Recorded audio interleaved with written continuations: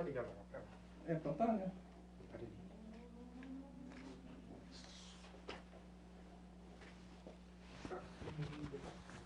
Pode começar? Boa noite a todas e todos. Sejam bem-vindos a mais uma live da Uninove, hoje em parceria com o Instituto Teotônio Vilela de São Paulo.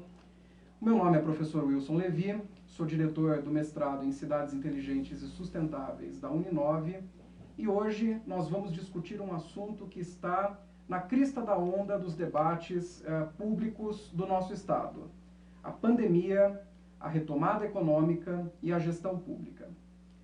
Eu tenho a alegria de anunciar aqui a presença do nosso governador Geraldo Alckmin, dispensa apresentações. O professor Geraldo Alckmin foi vereador, prefeito de Pindamonhangaba, deputado estadual, deputado federal da Assembleia Constituinte, vice-governador e governador do estado de São Paulo, e também do nosso secretário de Estado da Habitação, Flávio Amari, que é engenheiro, foi presidente reeleito do Secov, e que hoje são os nossos debatedores deste tema tão importante.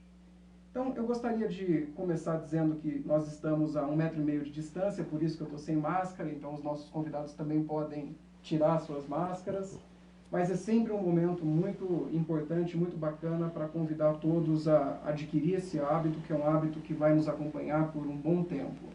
Usem máscara no espaço público, nos deslocamentos. Isso é muito importante para diminuir o contágio pelo novo coronavírus. Eu quero começar fazendo uma provocação aos nossos dois convidados de hoje. Quais são os desafios para a gestão pública em tempos de pandemia? Quais são os desafios que nós precisamos superar nesse contexto tão difícil para o nosso país? E quero começar perguntando para o governador Geraldo Alckmin. Olha, primeiro saudá-lo, professor Wilson Levi, uma alegria estar aqui na Uninove, nesta live promovida pela Uninove, pelo Instituto Teotônio Vilela, o ITV, com o Flávio Amari, que é secretário de Estado da Habitação e presidente do ITV estadual. Eu acho que o primeiro desafio é o de saúde, é salvar vidas. É o primeiro desafio no momento, numa pandemia, né, que atingiu 5 continentes e com grande transmissibilidade. Então, esse é o primeiro desafio. E temos 2 gargalos. Um gargalo é leito de UTI e ventilador, e o outro gargalo é testagem, fazer teste mais em massa, para você não navegar aí no escuro. Aliás, chama a atenção a necessidade de ter uma indústria mais forte na questão dos equipamentos de saúde. Eu exerci medicina na década de 70, década de 80, minha formação é anestesia, e o nosso aparelho de anestesia era o Takaoka. A gente chamava de Takaoquinha, feito aqui em São Paulo. Como é que pode agora a gente ter que depender da China para fabricar ventilador? Então há necessidade, aliás, a Flextronic lá de Sorocaba, com o grupo Takaoka, aliás, estão voltando, estão produzindo, que nós precisamos ter uma indústria mais forte no Brasil. Acho que na globalização vai ser introduzido um fator novo, não é só preço, não é só o mais barato, mas é também o princípio da precaução. Na área de segurança alimentar, saúde, você precisa ter precaução. Hoje a China, por exemplo, produz 90% da base da penicilina. Está todo mundo dependente da China. Então, eu vejo que vai mudar até um perfil um pouco da globalização. Mas o primeiro desafio é de saúde pública, porque enquanto não resolver a crise sanitária, você não consegue resolver a questão econômica. Elas andam juntas. E quanto mais rápido resolver a crise de saúde pública, mais rápido retoma a economia. O que precisa ser feito é seguir as regras da ciência, o isolamento ele é extremamente importante, a máscara, como aqui foi bem colocado, 2 metros de distância, álcool gel, enfim. O segundo desafio é social, que só nesses 60 dias o Brasil perdeu 1,1 milhão de postos de trabalho formais. Então, o desemprego cresce. Por isso, foi muito boa a medida que o Congresso Nacional aprovou dos R$600 ou R$1.200 para a mãe chefe de família. 53 milhões de pessoas já receberam, para você evitar até fome, privação alimentar. E, de outro lado, o desafio econômico. A agricultura vai fazer um grande papel nesse momento, porque com dólar a mais de R$5, a exportação bomba. Quer dizer, com esse dólar as exportações vão crescer muito. Então o agronegócio brasileiro ele vai ter um papel importante para ajudar na retomada da atividade econômica. Chama atenção, só no caso nosso aqui de São Paulo, a questão do setor sucroalcooleiro, porque São Paulo é o maior produtor de cana-de-açúcar do mundo e tem uma dupla crise. Uma crise pela queda de consumo, caiu 40% o consumo de combustível, e uma crise pela queda do preço do petróleo. Então, é um setor que gera 2 milhões de empregos no estado de São Paulo. Mas eu diria que o primeiro desafio é salvar vidas, é combater o vírus, é buscar a vacina. O Instituto Butantan de São Paulo, que é o maior instituto soroterápico da América Latina, fez 2 protocolos com um instituto asiático e europeu, para a hora que ter aprovação você poder fabricar aqui. Tratamento, está todo mundo correndo para ter os melhores protocolos de tratamento. De outro lado, a questão social vai ter que prorrogar esse auxílio emergencial de R$600, vai ter que prorrogar um período um pouquinho maior. E de outro lado, na economia é injetar dinheiro, é ação anticíclica. O mundo inteiro está colocando recurso. E quero destacar a construção civil. O Flávio, que preside, presidente temporariamente só afastado do Secov e secretário da Habitação, construção civil é emprego na veia. Então, um grande programa de construção civil vai ajudar também na retomada da economia. Secretário, nós temos acompanhado as medidas anunciadas pelo governador de retomada. O que o senhor tem de novidade para trazer para nós? Como é que isso tem sido feito no governo do estado? Boa noite, Levi. Boa noite, Geraldo. É um prazer estar aqui com vocês nessa live, onde a gente busca debater um pouquinho. Na verdade, a gente aprende quando a gente está do lado do Geraldo. O Geraldo tem uma visão ampla, um conhecimento profundo e detalhado de todos os assuntos. E a hora que a gente fala ainda da saúde, ainda tem uma pitada adicional da formação que ele tem. Na verdade, eu não sou engenheiro, eu sou administrador de empresa, Levi. Mas a formação, no geral, também como médico e a sensibilidade toda como governante que foi e ainda será, e conhece muito profundamente os temas, a gente vê a dificuldade que a gente vive hoje. Uma coisa que ninguém esperava, ninguém sonhava. Nos cenários mais pessimistas que todos poderiam traçar, não existia a possibilidade da gente viver o que nós estamos vivendo hoje. Então o desafio é enorme. Nós temos trabalhado muito dentro do governo de São Paulo, os secretários, o governador João Dória, o vice-governador Rodrigo Garcia, um trabalho muito intenso e de muitas horas, inclusive nos finais de semana, buscando construir alternativas para isso. E o Geraldo colocou muito bem os temas.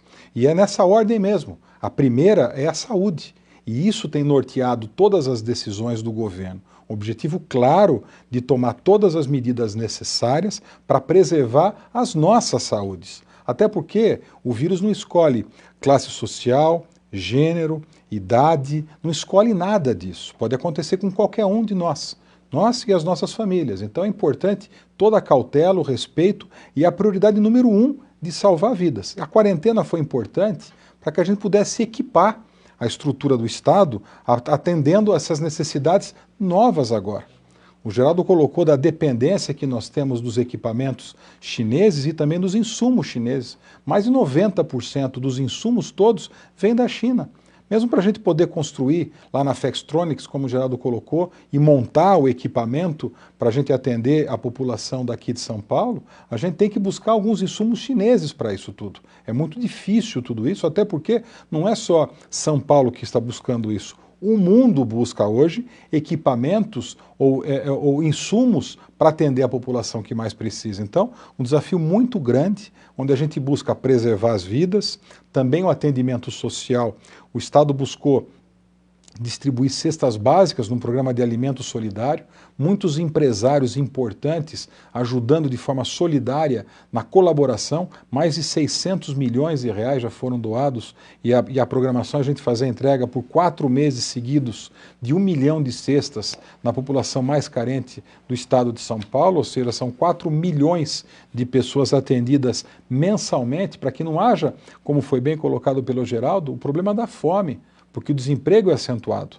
Mas mais do que isso, o desemprego, a queda da atividade econômica não é causada pela quarentena ou pelo isolamento. A queda da atividade econômica e o aumento do desemprego, ele é causado pela pandemia, pelo vírus. Então nós temos que buscar primeiro combater a propagação do vírus. E para combater a propagação do vírus com eficiência, é fundamental a gente buscar ter o distanciamento social, a sanitização, a higienização, a comunicação e também o monitoramento de tudo isso. É somente dessa forma que a gente consegue, enquanto não existe vacina, buscar combater a propagação do vírus.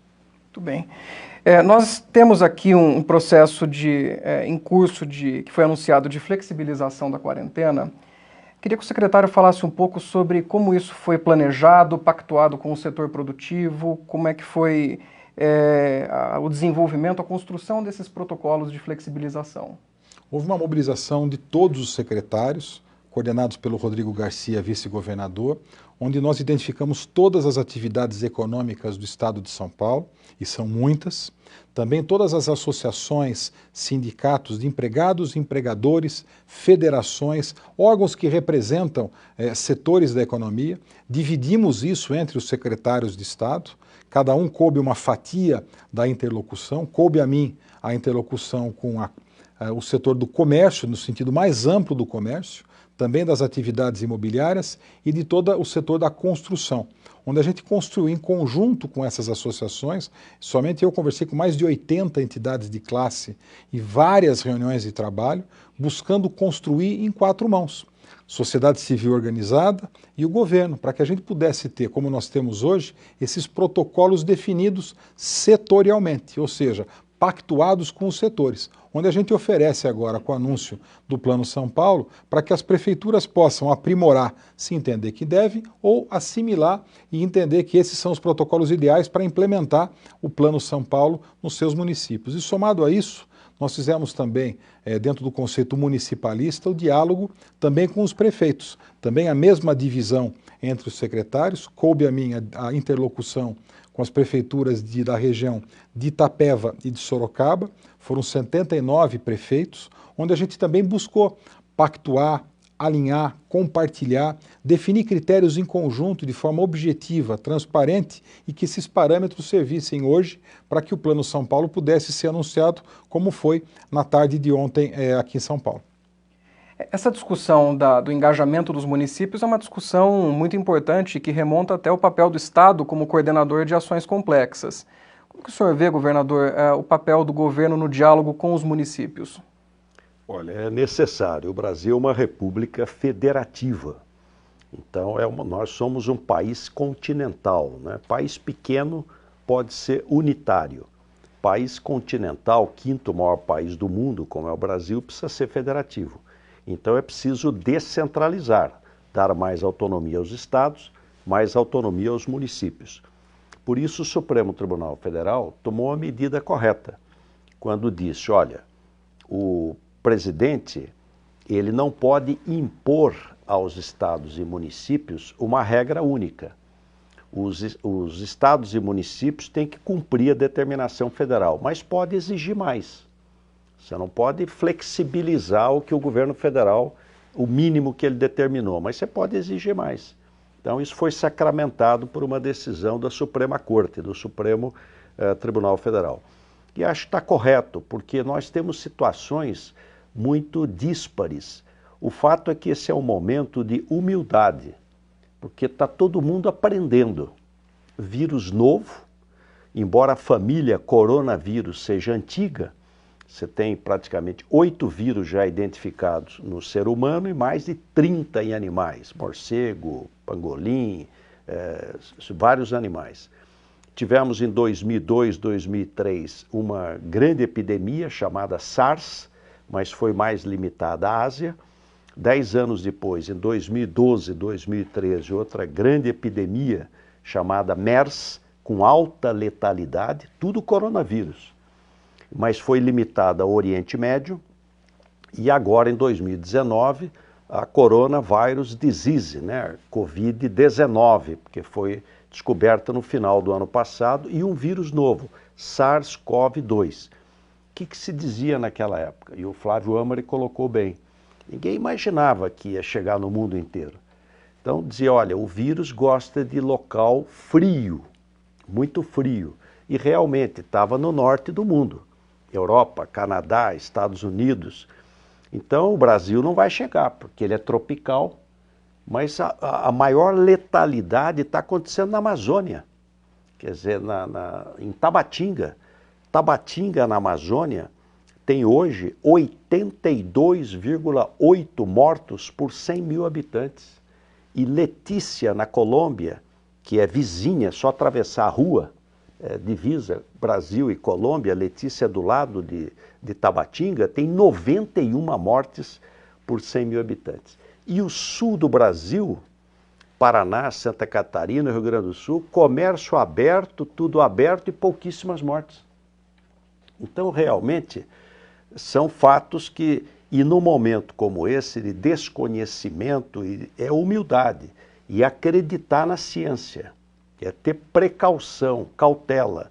Eu acho que São Paulo tomou a medida correta e tem um momento que você vai liberando, até porque se não fizer uma saída organizada, pode ocorrer uma saída desorganizada. Então é melhor, e você tem situações muito diferentes. No Brasil, você pegar aqui do lado o Mato Grosso do Sul e o Mato Grosso, pouquíssimas mortes. Aqui no Centro-Oeste, o sul do Brasil. E no próprio estado de São Paulo, você tem situações totalmente diferentes. Então, você tem que basear essa abertura, e ela é necessária, na questão epidemiológica, e aí quanto mais teste fizer, melhor, porque quanto mais teste fizer, mais você tem segurança em relação à evolução da população infectada, e de outro lado, retaguarda hospitalar, leito de UTI. E veja que a assistência médica hospitalar faz a diferença. Faz a diferença. Olha, pacientes com 80 anos de idade, 90 anos de idade, 100 anos de idade tiveram alta. Sobreviveram. Olha a diferença que faz você ter um bom hospital e ter uma boa equipe trabalhando. Essa foi a lógica da quarentena. Dá tempo de você criar os hospitais de campanha, criar os leitos de UTI e agora acelerar a testagem para você ter segurança na abertura. Muito bem. Queria que o senhor falasse um pouco mais, governador, sobre a necessidade de observar os parâmetros da ciência. O senhor, como médico, alguém que lida com o fenômeno epidemiológico em campo, qual a necessidade de incorporar a ciência no debate sobre políticas públicas para uma tomada de decisão mais assertiva? Eu acho que nós vamos ter um grande legado de tudo isso. Aliás, há mais de 10 anos atrás, no Canadá, o Bill Gates, ele fez uma palestra dizendo o seguinte, olha, o nosso problema não é guerra, o nosso problema é micróbio. O risco é micróbio, não é... Então, o mundo, as potências mundiais, gastando fortunas verdadeiras com armamento bélico e não conseguem vencer um vírus, SARS-CoV-2. Alguma coisa está errada. Aliás, veja a fragilidade da Organização Mundial de Saúde, porque é interessante esse fato. Na década de 80, surgiu um vírus chamado HIV, AIDS. É vírus. Matou 35 milhões de pessoas no mundo, a AIDS, identificada na década de 80. O que fez a OMS? Ela criou um organismo, a ONU, subordinada à OMS, só para cuidar da questão da AIDS, que hoje está controlada. Você tem 36 milhões de pessoas aidéticas vivendo, e com razoável qualidade de vida. Então, a OMS tem que ter, para ontem, uma organização executiva só para cuidar de pandemia, porque daqui a alguns anos vai vir outra. Olha, 2002 SARS, vírus. 2008, HN1, vírus. 2012, MERS, também vírus, coronavírus. 2015, Ebola, na África. 2019, SARS-CoV-2. Claro, e no mundo que um dia você está na China, no outro dia está na Europa, outro dia em Nova York, outro dia em São Paulo. Isso é de uma rapidez. Tem um filme do Steve Soderbergh chamado Contágio. Contágio. Dá a impressão que o filme, assistam esse filme, está acontecendo hoje. Ele foi filmado há mais de 10 anos. O que diz o filme? Uma executiva americana vai para a China assinar um contrato e depois celebram lá num jantar a assinatura do contrato dessa grande empresa americana com uma empresa chinesa. Ela contrai o vírus nesse jantar, na China, vai para os Estados Unidos, faz uma parada em Chicago antes de ir para Nova York, bom, vai para o mundo inteiro o vírus. Uma pandemia, como hoje. Só que no filme, ele é hollywoodiano, a OMS é uma potência. Ela tem pesquisadores, manda para a China, descobre o vírus, faz a vacina e salva o mundo. Não é essa a realidade que nós temos. A OMS recebe dinheiro dos países só para fim específico. Olha, eu vou te dar 250 milhões de dólares para você pesquisar malária no oeste da África. Ela não tem essa força e essa maleabilidade. O presidente Trump, olha, não vou dar o dinheiro, não gostei da declaração do diretor-geral do OMS, vou suspender o pagamento. Ora, o mundo, os países, cada um se virou do jeito que pôde. Não teve unidade, nem a União Europeia, nem a União Europeia. Cada um se virou do jeito que pôde. Então, esse problema não tem fronteira, ele é mundial. Então, nós precisamos ter uma estrutura de governança global no sentido da ciência, da pesquisa. E concluindo, Levi, eu acho que vão ficar alguns legados. Primeiro, fortalecer pesquisa e ciência. Segundo, fortalecer o SUS, que vem sendo já há muitos anos deteriorado por falta de financiamento. População mais idosa, medicina mais cara, porque quanto mais se incorpora tecnologia na saúde, encarece, e o dinheiro diminuindo. Essa é a realidade, ficando nas costas dos municípios e dos estados. Terceiro, maior sinergia, parceria entre o SUS e o sistema suplementar privado. Precisa ter uma aproximação maior, falar mais, o setor público, o SUS, e o suplementar, que é o sistema privado. Indústria. Nós temos que ter uma indústria própria para esses momentos. Você tem que ter uma indústria mais fortalecida nesse trabalho. Tecnologia. A telemedicina, que vinha sendo discutida há vários anos, foi aprovada em 30 dias. Hoje a telemedicina é uma realidade. Então, você utilizar esses instrumentos de tecnologia. A outra é prevenção e promoção da saúde. Promoção da saúde. Vai ter mais cuidado com a questão da saúde. Mudança cultural. Aqui a máscara, né? Quer dizer, isso está incorporado na cultura asiática. Teve uma gripe, usa máscara. No Brasil, há uns meses atrás, se entrasse com uma máscara no ônibus, te punham para fora. Hoje, se entrar sem máscara, te põe para fora. Eu acho que vai ter uma mudança cultural de prevenção e de promoção da saúde, que é muito boa.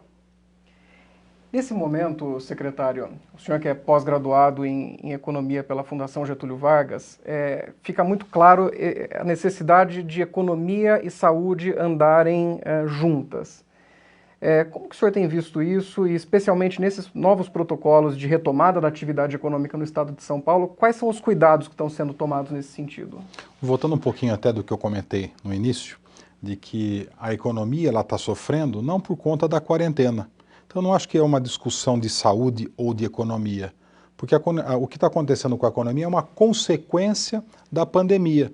Não é a decisão do isolamento ou da quarentena que está causando a queda da atividade econômica. É a preocupação, é o medo, é o cuidado, enfim, são essas decisões que estão impactando na atividade econômica. Então, eu não acho que é uma discussão só de se a gente deve preservar a saúde ou não. Então, dentro desse conceito, e a prioridade número 1 tem que ser, e eu concordo plenamente com isso, como o Geraldo colocou, e é a posição do nosso governo, de preservar a saúde. E nós vamos ter, sim, com a saúde, o momento da recuperação, da retomada econômica. Mas para isso a gente precisa ter, sim, o período que foi utilizado para estruturação da nossa instalação hospitalar, da compra de insumos, preparar as pessoas a ter máscara. Nas primeiras semanas, se você saísse nas farmácias, já tinha na placa, assim, não temos álcool gel, não temos máscaras. Nós não tínhamos disponível nem para compra isso. E o que tinha, o preço subiu muito. Uma ação importante nossa no governo, em parceria com os produtores de álcool, garantindo o preço de álcool para as pessoas terem acesso a isso. Uma parceria do prefeito Bruno Covas, também com as costureiras da periferia, para que elas pudessem construir, fazer a costura das máscaras, e o Estado, o município ajudando também essas pequenas costureiras e também, ao mesmo tempo, dando segurança de saúde para essas pessoas. Então, o primeiro momento é a saúde. Mas a economia, ela vai ser recuperada quando as pessoas tiverem autoconfiança de novo, segurança para saírem para comprar alguma coisa no comércio, ou no shopping, ou para comprar uma casa, um apartamento, um carro, fazer investimentos. O momento agora ainda é de muita preocupação, de muita tensão, e assim é importante que seja. As pessoas têm que continuar atentas no distanciamento social, ficando quietas na sua casa, saindo somente quando necessário, e se quando sai, com as precauções todas, ou seja, vai ter o momento da recuperação, e a gente tem que buscar, enquanto Estado, buscar diminuir os custos do Estado, e daí eu citaria um adicional ao que o Geraldo falou, que é a reforma administrativa. O Geraldo colocou vários pontos importantes, mas eu acrescentaria, Geraldo, um momento muito oportuno para o governo federal, até porque é uma decisão federal, uma reforma administrativa. É o momento agora da gente buscar fazer um ajuste fiscal e possibilitar um enxugamento da máquina pública, para que a gente possa ter, sim, recursos para investir, seja na farmácia que eu digo no sentido mais amplo da indústria farmacêutica, na pesquisa, nos nossos hospitais, ou seja, que a gente pudesse ter, sim, mais estrutura e uma melhor utilização dos nossos recursos públicos.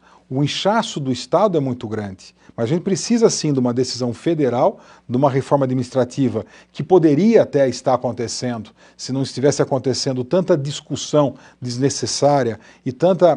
eu não vou nem entrar muito nesse tema aí, vai, Levi, mas dá vontade de entrar. Depois, se você quiser, você levanta, a gente faz, vai? Mas se a gente pudesse ter foco agora no que realmente importa, e o que importa é saúde, recurso para investir em área social para ajudar as pessoas, recurso para incentivar e fomentar a retomada econômica. E a gente tem um menos Estado. A gente precisa agora de ações que fomentem a economia, que a gente possa ajudar essas pessoas. Mesmo num conceito liberal de economia, e eu tenho um conceito liberal, tem momentos na história em que a gente precisa ter sai um pouquinho do conceito liberal e tem que pensar no social mesmo. O momento agora é de pensar na população mais carente, nas comunidades. Eu, como secretário de Habitação, eu conheço muito as periferias das nossas cidades. Nós estamos construindo um mapeamento georreferenciado e com várias camadas, onde a gente tem condição hoje de ter todas as informações para saber exatamente onde tem uma pessoa com deficiência no estado de São Paulo, naquela rua. Quando tenha mais vulnerabilidade social, econômica, empregabilidade, equipamentos públicos, ou seja, várias camadas no mapeamento georreferenciado, onde a gente busca, assim, que com isso a gente tenha uma gestão, uma ferramenta de gestão para poder atender a população que precisa. Então são muitas ações importantes e eu acho que a gente tem que ter, sim, hoje, o discernimento de priorizar e ter foco no que mais importa. E hoje o que mais importa é combater a propagação do vírus para que a gente possa salvar vidas e olhar com muita atenção as pessoas mais vulneráveis da nossa sociedade. Há quem diga, secretário, que esse desafio da pandemia é o desafio de uma geração. Acho que talvez a nossa geração, nós que estamos na linha de frente desse combate, é provavelmente o desafio de uma geração inteira de pessoas. o enfrentamento da pandemia, o enfrentamento do coronavírus. E esse tipo de desafio é um desafio que envolve ações que não podem ficar apenas no campo da atuação do Estado, mas que, até isso é uma discussão de gestão pública, o Estado deve também ser o indutor e o articulador de ações feitas em conjunto com a sociedade e com o setor produtivo. O que o senhor acha? Como que isso tem sido levantado no governo, o papel do setor produtivo, através, por exemplo, do Comitê Empresarial Solidário e do diálogo com as centrais de empregadores e de empregados no estado de São Paulo? Eu ampliaria com as notícias e os dados claros que o Geraldo colocou, quando ele coloca cronologicamente as evoluções ruins até, né, Geraldo? Onde a gente tem ali vários anos, onde a gente teve ali a contaminação, umas um pouco mais centralizadas ou regionalizadas e outras mais espalhadas como agora. E talvez a gente tenha outras ainda, onde a gente vai ter talvez que ter mais atenção com o momento que a gente vive agora. E que a gente possa estar mais bem preparado para isso. O exemplo bem colocado aqui do Geraldo de comparar a indústria de armas e armamentos, a indústria bélica, e a indústria de pesquisa e de farmacêutica, é um exemplo claro de que a gente precisa repensar um pouco as prioridades, e não é de São Paulo, prioridades do mundo, onde a gente tem que buscar rever um pouco mais quais são as reais necessidades nossas. Dentro dessa linha, e daí indo na sua pergunta, no seu comentário, Levi, a gente tem que buscar também, assim a gente está fazendo, colocar para as pessoas a importância da solidariedade, da cooperação, da importância de que o comportamento individual interfere no coletivo e que a gente só vai conseguir ter uma melhora se a coletividade funcionar melhor. Ou seja, e dentro dessa linha, nós temos várias interlocuções sendo feitas. Todas as segundas-feiras nós nos reunimos com um grupo de empresários solidários em que buscam com essas doações, com ajudas, seja de recurso financeiro ou de bens ou serviços, para ajudar a população mais carente. Mais de 600 milhões de reais já de doações auditadas pela Pricewaterhouse, onde a gente busca, sim, ajudar as pessoas com alimento solidário, com kit de higiene, para que a gente possa dar atenção para quem realmente precisa. E somado a isso também, outros grupos onde a gente pode compartilhar o que a gente está fazendo, seja no mundo empresarial, no mundo político, no mundo social, onde a gente pode compartilhar tudo isso com as pessoas para mostrar as decisões. Que, como o Geraldo colocou também, é uma novidade para todos nós tudo isso. Nós estamos aprendendo dia a dia. E é importante que no governo, e assim a gente tem feito, no governo João Dória, onde a gente busca sempre, tem um passo que não foi correto, recua e vamos para o outro lado. Tem que testar algumas vezes. E ter a humildade também, e nós temos, de recuar quando for preciso e ir por outro caminho quando for necessário. E tendo, sim, dentro do conceito da humildade, buscar construir os dados e as decisões baseadas de forma objetiva, com critérios técnicos, com a ciência, com evidência e nunca nas pressões políticas setoriais ou até mesmo da imprensa, que pressionam sempre dos dois lados. Se você vai por esse caminho, tem um grupo que pressiona aqui. Se você vai pelo outro, tem um grupo que pressiona lá. Então, enfim, é importante que a gente tome a decisão baseada nos dados, na ciência, de forma transparente e também tendo a humildade. Quando tiver um caminho que não foi correto, recua e vai por outro. E vamos aprendendo para enfrentar e combater a propagação do vírus. Muito bem. Até aproveitando a oportunidade, aqueles que nos escutam que não são alunos da Uninove, a Uninove tem empenhado esforços nesse sentido. Nós construímos 20 leitos de UTI no Hospital do Mandaqui, foram entregues para o município.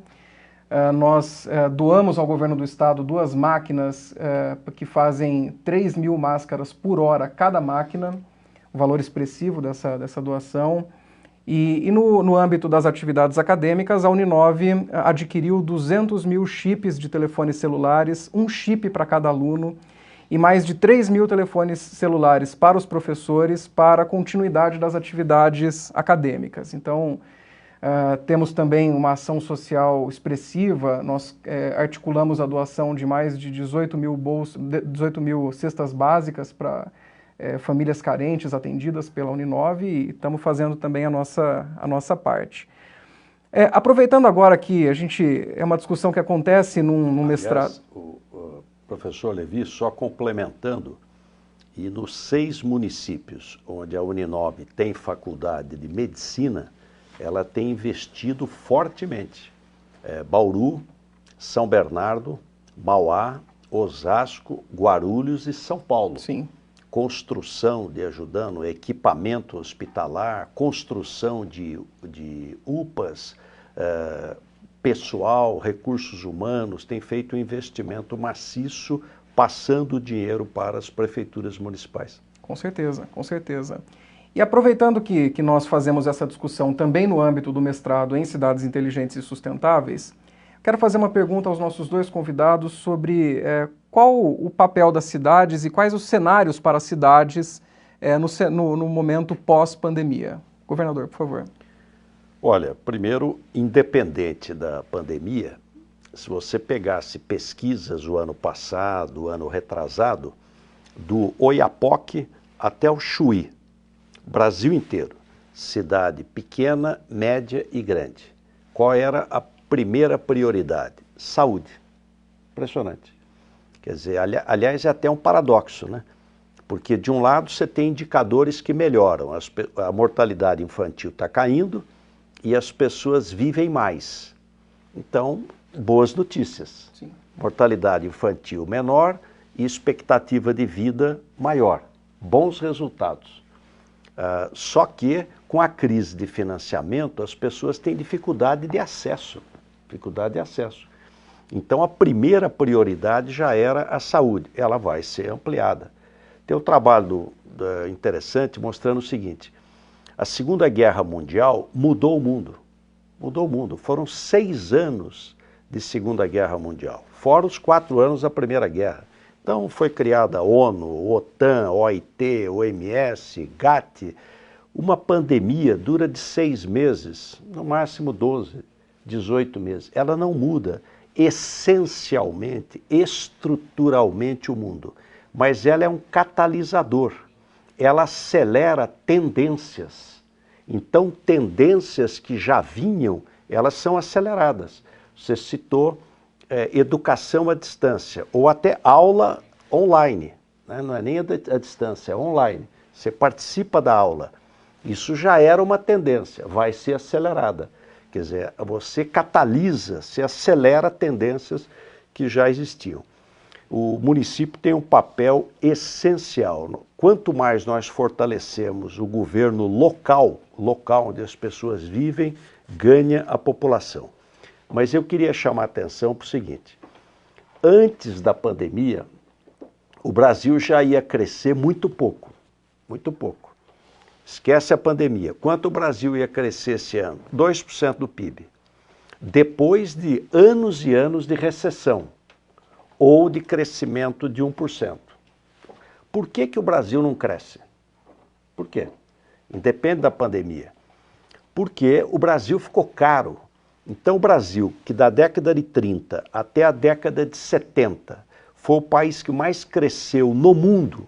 Eu fui prefeito na década de 70 e 80. O Brasil chegou a crescer 12% ao ano o PIB. Era impressionante. Era o chamado milagre brasileiro. O Brasil era um país pobre, passou a ser um país de renda média. Só que nós estamos parados nessa renda média, não conseguimos avançar, porque ficou muito caro. Então, para quem vive aqui dentro, é um país caro, o povo não tem dinheiro para poder consumir. E é caro para exportar. Então, há necessidade de uma agenda de competitividade. Se ela era necessária antes da pandemia, ela será muito mais necessária pós-pandemia. O que é essa agenda de competitividade? Reforma tributária. Nós somos o campeão em tributar consumo. Você compra uma bicicleta para a criança, para o filho, 42% é imposto. Você põe gasolina no carro, 50% é imposto. A meca do consumo no mundo, os Estados Unidos, não cobra 20% de tributo sobre consumo. Ele tributa fortemente a renda alta e a propriedade. Mas o consumo é baixo, para a economia poder rodar. O Brasil, todos os tributos são em cima de consumo. É consumo, consumo, consumo, consumo. Então, a população consome pouco e a economia anda devagar. Essa agenda de competitividade, reforma tributária, reforma administrativa, como colocou o Flávio Amari, sistema bancário, nós temos 6 bancos, os Estados Unidos tem 5.000 bancos, custo do dinheiro, educação básica de qualidade. Aliás, quero chamar a atenção, metade dos alunos não está estudando da educação básica, não está estudando da educação básica. Tem que ter recuperação. Se não tiver recuperação, a desigualdade educacional vai crescer. Ela vai crescer. No mundo onde a desigualdade é o grande problema. No mundo que nós vivemos hoje, são estudos da Universidade de Harvard, eu fiquei lá em 2007, o mundo mais rico e o mundo mais desigual. O rico vai ficar milionário, o milionário vai ficar bilionário, o bilionário vai ficar trilionário e o trabalhador melhora nada, muito pouco. Por quê? Porque a tecnologia permite você produzir mais com menos gente. Então quem tem capital está com tudo e quem só tem a força de trabalho está enfraquecido. Isso tem que ser colocado no centro da agenda brasileira. Por que morre tanta gente no Brasil? Nós já somos o 2º país do mundo em infecção. Não em mortes, mas em infecção. Pela desigualdade, a pobreza, estão morrendo os pobres. Então, precisa estar no centro da agenda brasileira a questão da desigualdade. E uma forte agenda de competitividade. Cadê a abertura econômica? Os acordos internacionais, nada foi feito. Só saiu a reforma da Previdência, porque o Congresso bancou. Então, eu diria que uma agenda de competitividade logística, você tirar do Mato Grosso de caminhãozinho a soja para o Porto de Paranaguá, para ir para o norte do mundo, você tem que ter uma ferrovia, a Ferrogrão, levando até o Rio Tapajós, lá ao Porto de Miritituba, Rio Amazonas. Então, eu diria que uma agenda de competitividade. Há um princípio em medicina que diz, suprima a causa, que o efeito cessa. Por que o Brasil não cresce na força que teria que crescer? E está nessa armadilha de classe média, porque ficou caro. Então é preciso ter uma agenda de competitividade, que não é um tiro só, não é bala de prata, mas um conjunto de medidas, desburocratizar, um conjunto de medidas melhorando a competitividade dos produtos e serviços brasileiros. Secretário. Primeiro, eu queria parabenizar a Uninove pelas ações todas. É um exemplo de instituição, de organização, pela gestão que vocês têm, o olhar social que vocês têm, a importância de pertencimento a uma sociedade e de construir junto com a sociedade. Então, parabéns aqui para você, professor Levin, toda a estrutura da Uninove pelas ações, não só como você colocou, mas todas as ações que cada vez que eu conheço um pouco mais, me admira ainda mais o trabalho de vocês. Eu fico muito feliz de poder ter essa relação de amizade e parceria com toda a instituição. Então, parabéns para vocês. Quando a gente fala de cidades, indo na pergunta que você ponderou, eu acho que a gente vai viver um momento de muita transformação nos nossos hábitos pessoais, nos nossos hábitos de consumo, nos nossos hábitos de moradia, nos nossos hábitos de relacionamento. Muita transformação deve acontecer. É muito difícil para nós, como povo latino, a gente estava comentando um pouquinho antes de começar, um povo latino que gosta de abraçar, de beijar, de pegar nas pessoas, de ficar próximo das pessoas. Isso faz muita falta para nós. E na área da habitação, como secretário, o Geraldo viveu muito isso também como governador, é um momento muito especial, você naquela hora tão importante para aquela família onde você entrega a chave da casa própria.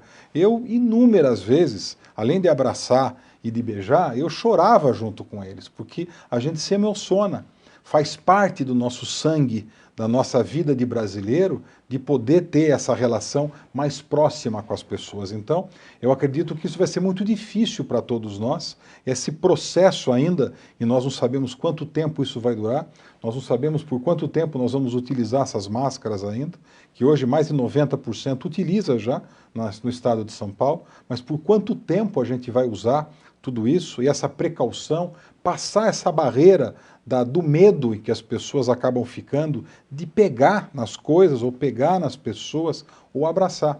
Isso vale também para a moradia, vale no planejamento urbano, vale na mobilidade urbana, vale também nos usos dos escritórios, das escolas, das indústrias, das empresas, nas relações de trabalho, no mercado de trabalho. Então, muitas transformações em vários aspectos estão acontecendo e vão acontecer. Nós não conseguimos ainda dimensionar a proporção, o tamanho de tudo isso. Mas nós temos que estar preparados para tudo isso. Os prefeitos têm que estar preparados para tudo isso. A legislação urbana, a legislação de uso e ocupação do solo, ela é municipal. Os prefeitos têm que pensar hoje como preparar melhor as cidades no momento em que a gente vive essa transformação. Já era um tema muito importante. Com essas transformações todas, no hábito e a tecnologia acelerando processos de compra, de relacionamento, de reuniões, de deslocamentos, as cidades também vão ter um papel muito importante nesse processo e a aceleração de tudo isso vai ser muito mais do que a gente imaginava. A velocidade de transformação vai ser muito grande. Então, eu acho que a gente tem que estar preparado. Um papel muito importante do curso que vocês têm aqui e que o Geraldo dá aula lá também. Eu vim aqui fazer uma palestra com alguns alunos que estão nos acompanhando agora aqui.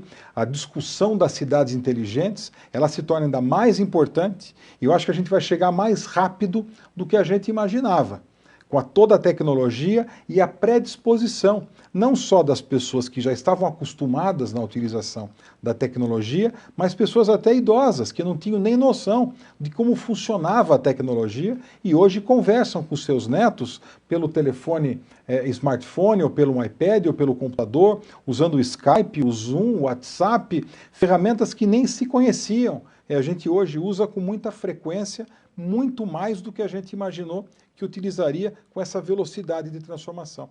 E a relação disso com as cidades ela é total, no planejamento urbano, no planejamento de novos produtos imobiliários no sentido mais amplo e também na nossa atuação na Secretaria da Habitação, que muda também alguns conceitos até mesmo de próprios projetos de casas que também vão ter outras tendências no mercado.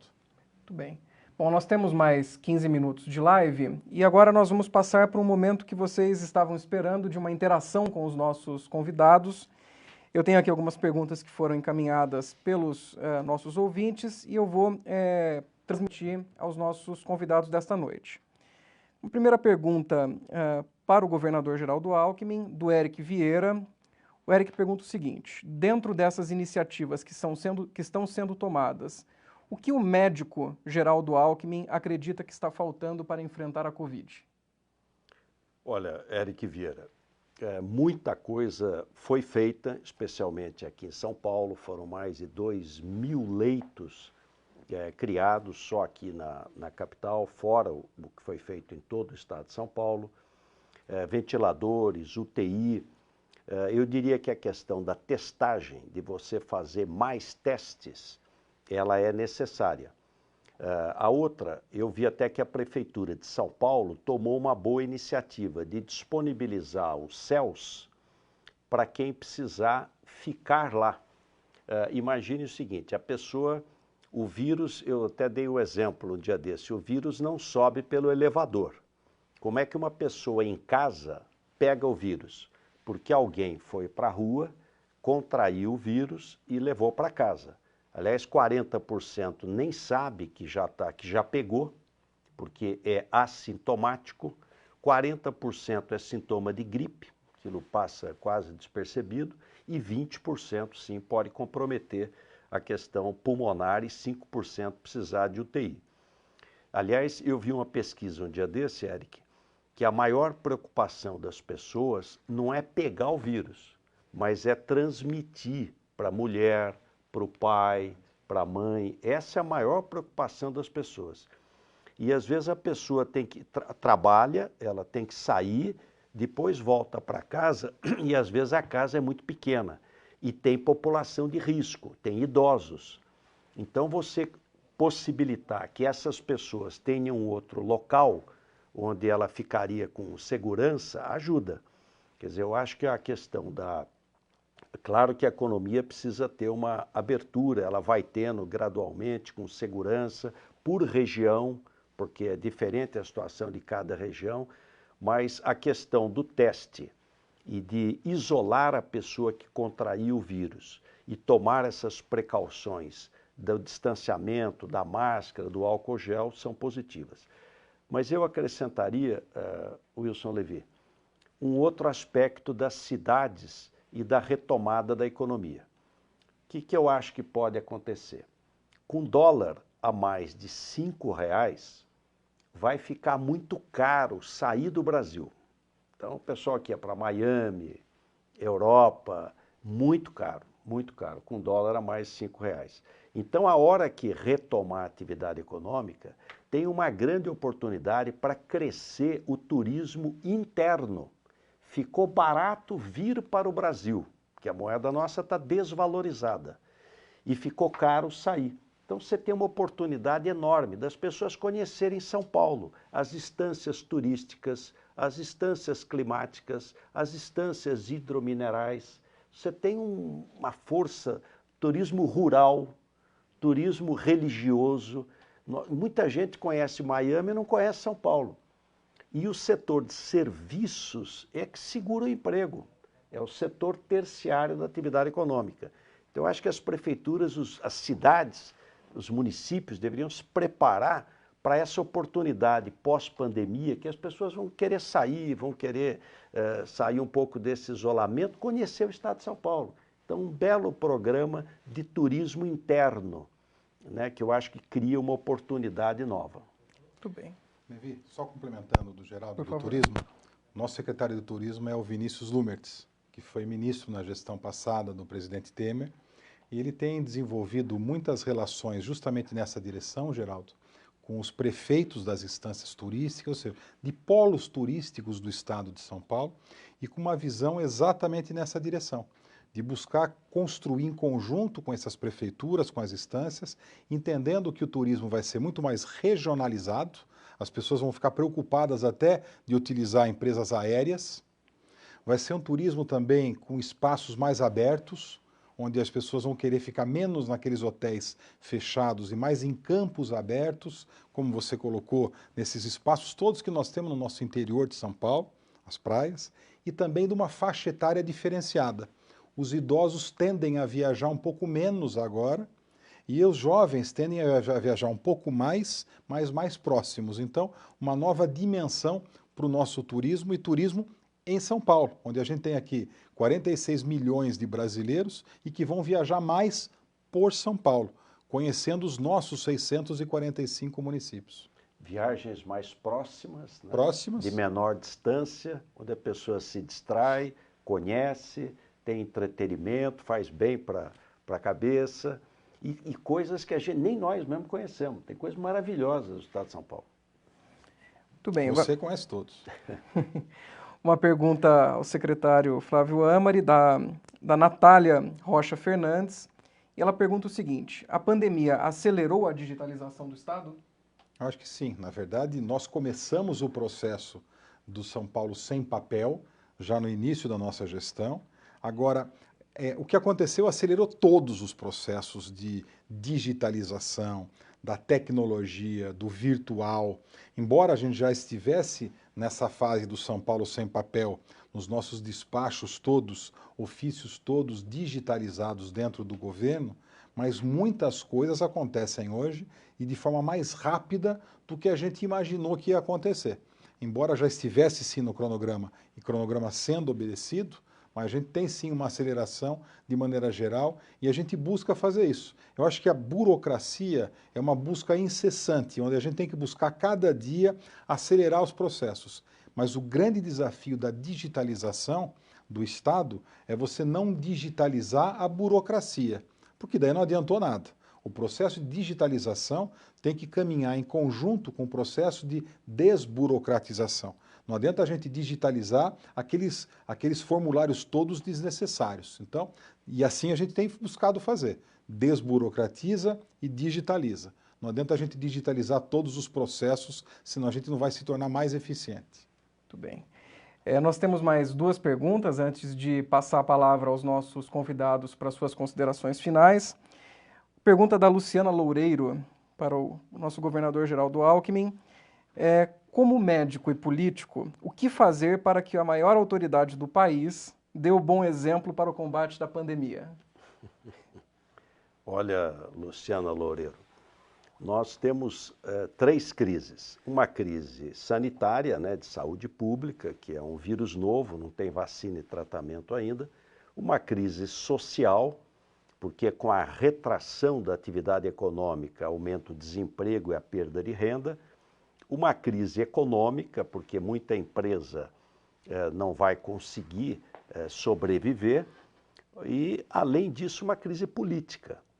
E a crise política ela é muito complicada, porque o governo sem dinheiro, o déficit primário, o Brasil já vinha numa crise fiscal. O ano passado, o déficit primário, sem pagar a dívida, chegou a quase 100 bilhões de reais. Esse ano pode passar de 7%, 8% do PIB, o déficit primário do governo central. Você precisa de investimento privado. Quem vai investir se você não tiver segurança jurídica e estabilidade política? Então, evidente que há necessidade, é preciso serenar os ânimos da crise política. E o presidente da República é o exemplo, ele é o primeiro mandatário e também o primeiro servidor do povo. Todos os governantes, presidente, governador, prefeito, todo mundo da administração são servidores do povo. São eleitos para trabalharem, para prestar serviço à população. Eu vejo que no começo da crise ainda era possível, porque até alguns médicos infectologistas achavam que não era tão grave. Você pegar janeiro, fevereiro, até alguns médicos diziam, olha, é melhor se preocupar com o sarampo, melhor se preocupar com a dengue, que também é vírus, porque não vai chegar aqui o vírus da Covid, o SARS-CoV-2. Mas depois que chegou, até o Trump mudou de opinião, mudou de ideia. Então eu faço votos que o presidente da República deu exemplo, no sentido de, olha pessoal, esse momento de cuidado, de cuidar da vida das pessoas, de precaução. E claro, vai abrindo onde pode. Então por isso é importante de ter mais teste, porque a testagem em massa, ela permite você dizer, aqui eu posso abrir com segurança, aqui precisa esperar um pouco mais. Então é super importante a gente se preparar até para o futuro, para ter um trabalho de testagem em massa. Bem. Secretário, uma pergunta, na verdade são duas muito próximas, então vou fazê-las rapidamente.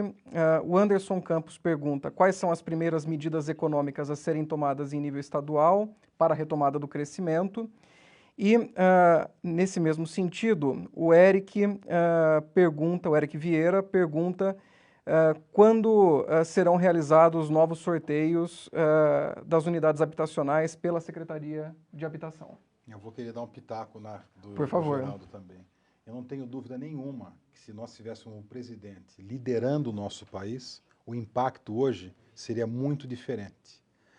Esse posicionamento do nosso presidente e muito atrapalhou as ações, principalmente nos estados que foram estados mais problemáticos de todo o processo. São Paulo é o epicentro da pandemia. E essas atitudes do presidente atrapalham muito e interferem no comportamento das pessoas. Nós temos nos nossos gráficos de taxas de isolamento, Geraldo, no pronunciamento do presidente da República, reflete de forma imediata na queda do nível de isolamento das pessoas. Então, além de não colaborar, ele muito atrapalhou no processo de evitar a propagação do vírus. Então é muito ruim tudo isso, e a gente espera ainda que em algum momento tenha o discernimento de ter um posicionamento mais alinhado, não com os governadores ou com os prefeitos, mas com o mundo inteiro pensa de uma forma. É importante que a gente faça exatamente isso. Enfim, em relação à retomada econômica, existem limitações constitucionais. Quando a gente tem hoje o presidente da República, o governo federal, pode emitir títulos, pode imprimir moeda. O governo do estado não pode fazer isso. Então, é fundamental a aprovação, como de fato foi feita, e também a sanção presidencial da ajuda financeira aos estados e municípios, que com essa forma nós conseguimos ajudar um pouco mais também as empresas, as pessoas, e a gente pode sim, em conjunto, ter uma retomada econômica mais bem incentivada. E para ser objetivo, nos sorteios nós estamos buscando fazer um sorteio também digital, onde a gente evita a aglomeração naturalmente, embora são festas muito agradáveis, gostosas, emocionantes, dos sorteios das unidades habitacionais, mas a ideia é que a gente faça a partir da segunda quinzena de junho, sorteios auditados, com critérios também de forma muito clara, transmitidos pelas redes sociais, pelas rádios e televisões locais dessas cidades, onde a gente já tem mais de 70 municípios preparados para que a gente possa fazer isso a partir da segunda quinzena do mês de junho de 2020. Muito bem. Então, antes de passar a palavra ao governador Geraldo Alckmin para fazer as suas considerações finais, eu gostaria de agradecer a presença de todos até aqui. Nós estamos chegando ao final da nossa live de hoje e aqueles que não são alunos da Uninove, quero convidá-los a se informar sobre os nossos cursos. Todos os nossos mestrados e todos os nossos doutorados são gratuitos. Os alunos que se matriculam nos mestrados e doutorados da Uninove são bolsistas da instituição.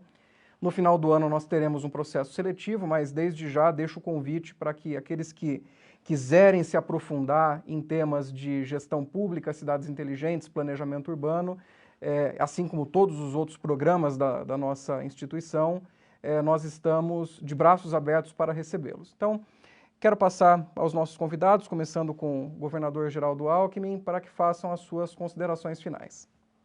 Olha, Wilson Levy, a primeira palavra é de agradecimento, agradecer o convite, uma alegria estar aqui na Uninove, na companhia do secretário Flávio Amari, que preside o nosso ITV.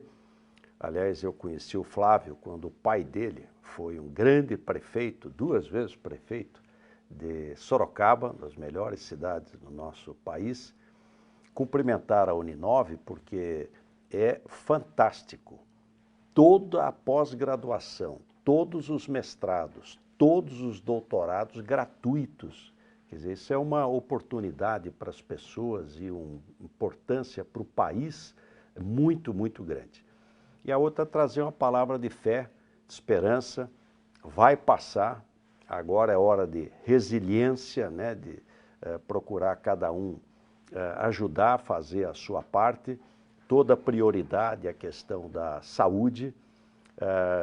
Geralmente as epidemias duram de 13 a 14 semanas, então nós vamos chegando no pico, depois tende a estabilizar e depois deve cair.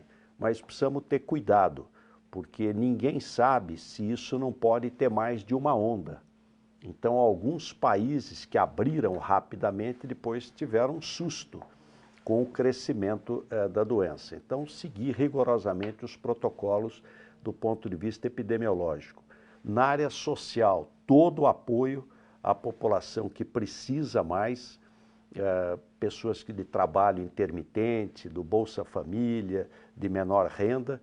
O governo federal precisa ser mais rápido.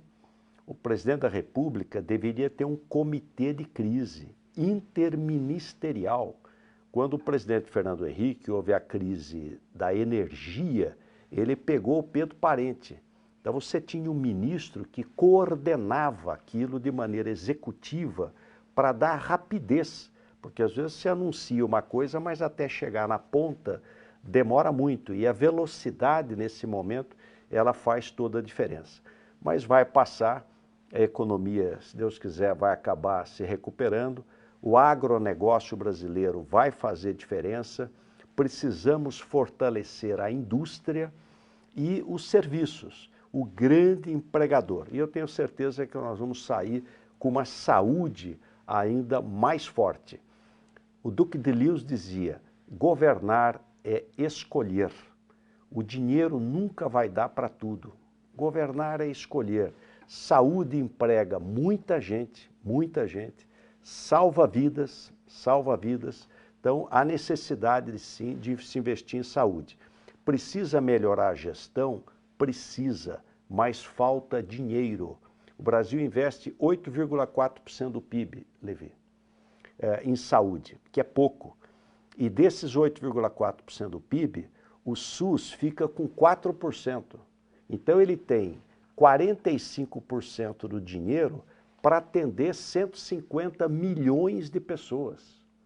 Ele atende 75% da população brasileira e atende os outros 25% que têm saúde suplementar quando faz vacina, quando tem ação epidemiológica, quando tem ações de natureza sanitária.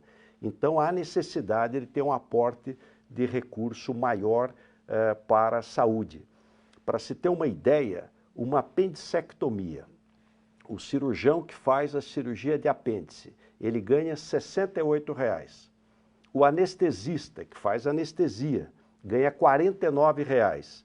E o segundo cirurgião ganha R$ 31,00. Mas pode isso?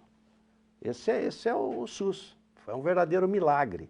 Então há necessidade, de um lado, de melhorar a gestão, contratos de gestão, boas organizações sociais, mas de outro lado há necessidade de colocar recurso, porque prioridade sem orçamento é só discurso, só discurso.